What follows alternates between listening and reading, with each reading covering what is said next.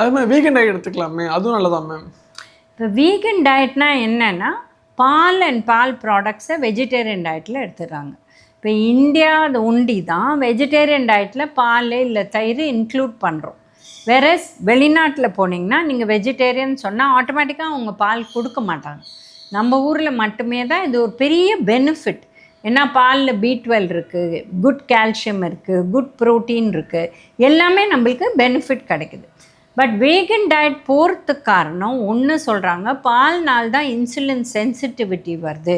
Insulin sensitivity வந்தால் diabetes problem ஏறக்கூடிய வாய்ப்பு இருக்குது, அதனால பாலில் எடுக்கிறாங்க. பட் இது எவ்வளோ நாள் இப்படி அந்த அளவு போக முடியும்? இல்லைன்னா அவங்க கால்சியம் சப்ளிமெண்ட்ஸ் எடுக்க வேண்டிய அவசியம் வந்துடும்.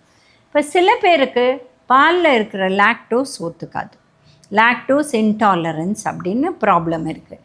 அவங்க இப்போது பாலை விட்டு தான் இன்னும், ஏன்னா பால் சாப்பிட்டாலே அவங்களுக்கு ஒன்று இன்டைஜஷன் இல்லை டயரியா இந்த மாதிரி ப்ராப்ளம்ஸ் வரும். ஸோ அவங்களுக்கு தான் இந்த மாதிரி ஆரம்பித்தாங்க. நீங்கள் ஆமண்ட் மில்க்கு இல்லை தேங்காய் பால்